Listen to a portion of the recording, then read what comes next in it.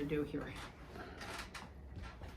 Hi everybody, we're here today to discuss, of course, Mah Jongg, and what we need to play. We need our tiles and of course a table, 4 players. Today we have 3. You can't, maybe Phyllis, you can bend down a little bit and say hi. They can't see you. Hi. Hi. There you go. And then Cindy. Hello. Hi. And then we're going to have a little ghost player here, and I will take that person's turn as well. You need 4 players and 152 tiles. A pair of dice and some instructions. And that's what we're going to do today. And we're going to start out by washing our tiles. But before we can wash our tiles, we need to make sure that they are all face down. So everybody wants to help make sure they're all face down. And then once that's done, we wash our tiles.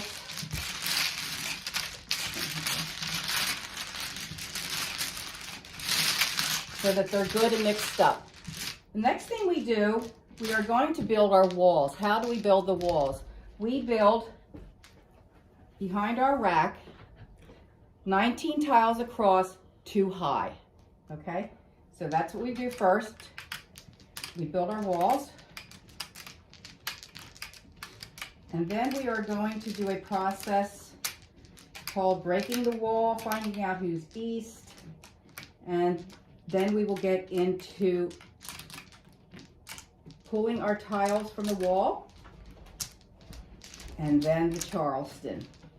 It's going to get pretty exciting.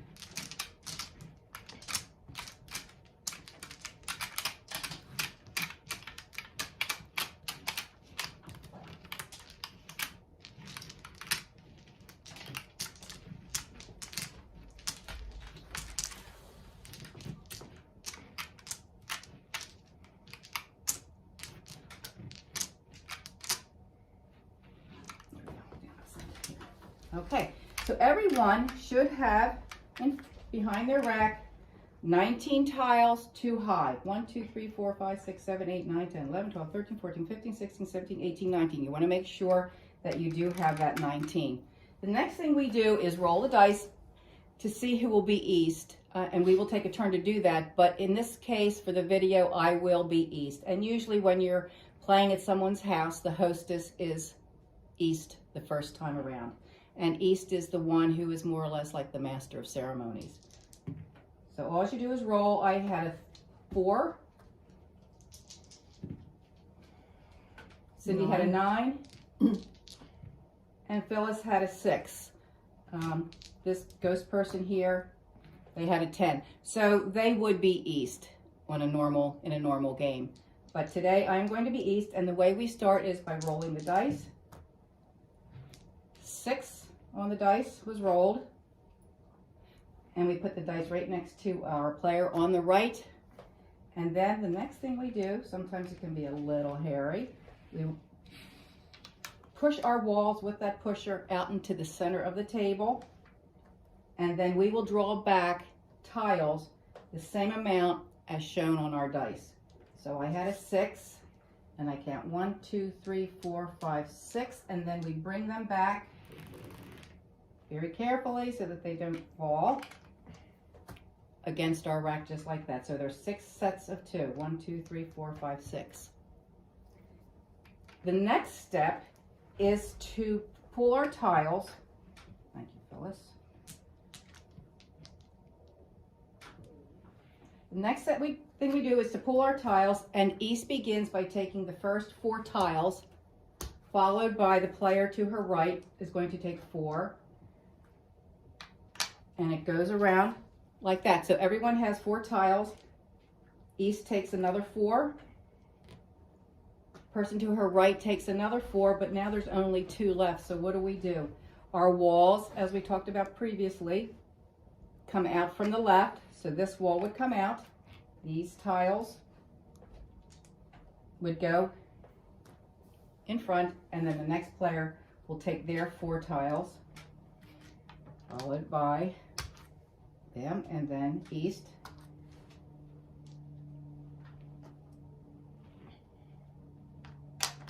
So everyone at this point should have 12 tiles.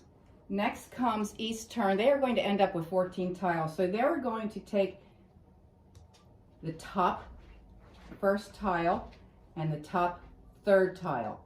So it's 1 and 3. And followed by the right taking the next tile,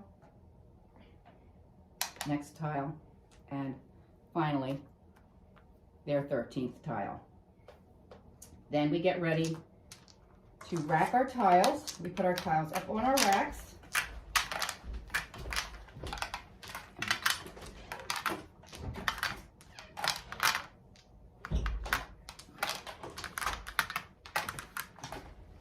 And then after we have put our tiles on our rack, then we begin to sort them out in a manner that we choose our section. We never choose a hand at this point. We choose a section and we try to find out how many tiles are good for any certain or particular section.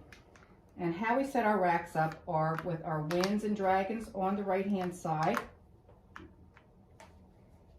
and our flowers and our flowers and jokers on the left.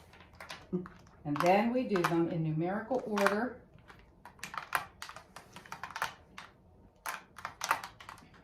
according to suit. And that way we can tell what we have going for us.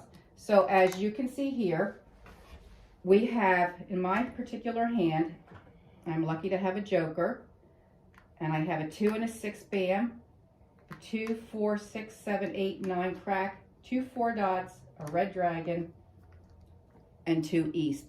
So I have to decide where I might go on this hand, and it really looks like I have 2, 4, 6, 4, 8. I'm going to go for the 2, 4, 6, 8 section because I have more tiles that go with that section than any other section here. I'm going to hold on to my red dragon just in case I can use that, and then these would be my discards. So once your discards are set up, the next thing you do is take 3 tiles and you pass them to the player on your right. We are beginning the Charleston. Now in the Charleston, there's lots of steps. We have a right and over, a left, a second left and over, and our last right, and then we have an optional. So right now we're going to do the first right. So you take 3 tiles that you don't want and you pass them to your right. Now in this case, since I have 2 winds, you don't want to pass 2 of the same thing, so you break them up a little bit. Okay, now I also have a 7 and a 9 crack. Not a good idea to pass them either. So let's break them up with the winds because most of the time they do go out. So pass them to your right. You never ever pick up your tiles that are passed to you until you have passed your own tiles. Okay.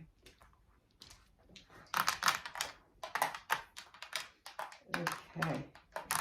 Now I'm looking at my tiles and I could almost go into the any like number section because I have 4 4s here. I could also do that, but you know what? Because that would be 6. I'm missing an 8. Let's get rid of. Let's see, 2, 4, 5. Let's hold on to these because these are still, even though they are any like number section, they still work with my 2, 4, 6, 8. So next we do is an over, a pass over. When we pass over, we like to pass them like that. And one thing we have to remember is that we never ever pass a joker in a Charleston.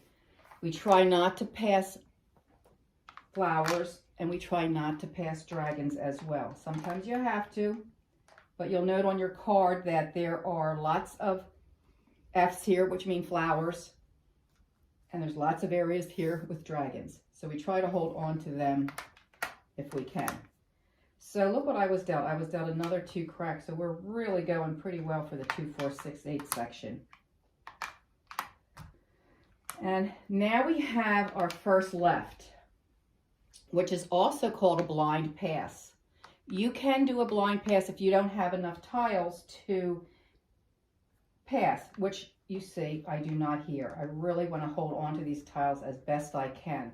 So what you do for a blind pass is, since you have to pass at least 3 tiles, I only have 2. I am going to pass them over to my left and say I owe you 1. Okay, once I get my tiles, I don't look at them. I pick one out and pass it. That way they have their 3 tiles. I have only used 2 of my own, and I put my 2 on my rack.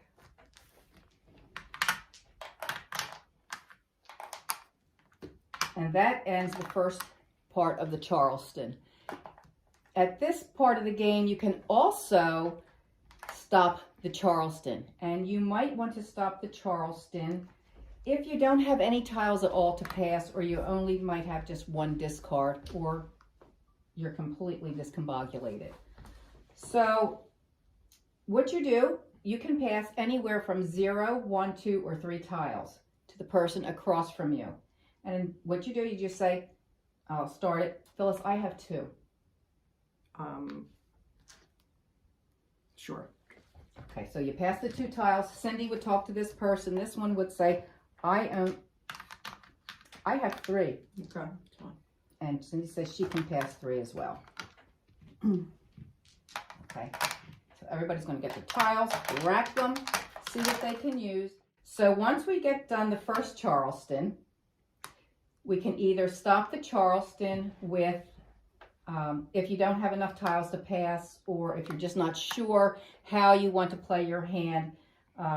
But if you have 3 or more tiles that you can pass, try not to stop the Charleston. If we stop the Charleston, we would then do an optional where you pass 1, 2, or 3 tiles, or even 0 tiles. If the opponent across from you can only pass 0, 1, 2, or 3, you do whatever the lowest number is. But we're not going to stop the Charleston right now. We're going to continue with our second left. So you take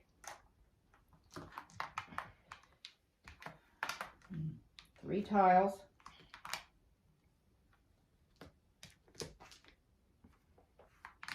that you can't use, and you pass them to your left, and you stack them in a little pyramid.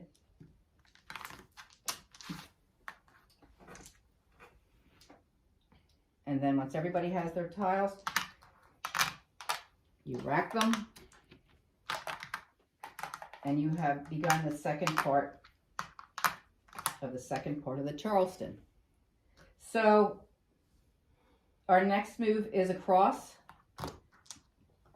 Pass 3 tiles across.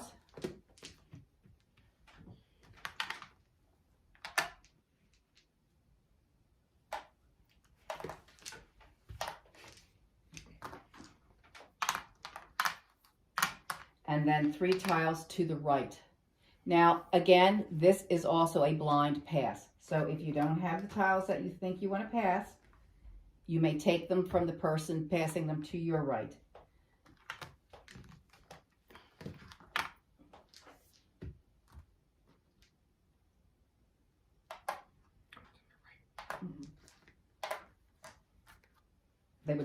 They would go here. Okay. Take your tiles, you rack them.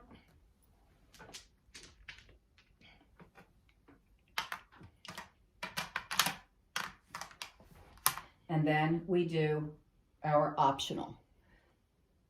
So, yeah. Oh, 3.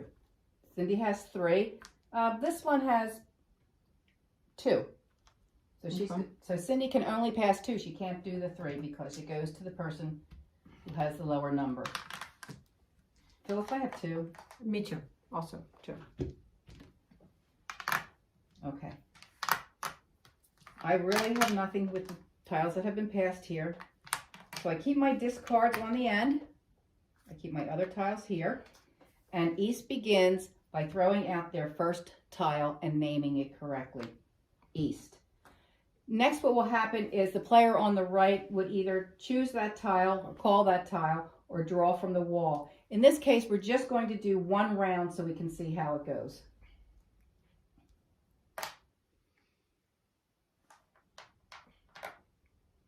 One dot. 5 crack. This one doesn't need it. They're going to get rid of a 5 crack as well. And now it's East's turn again. They don't need the 5 crack, so they draw from the wall. They got a flower. That's a good hand. That's a good tile to throw or to hold on to. And she's going to discard a 7 crack. And that's how the game progresses. So there you have the Charleston.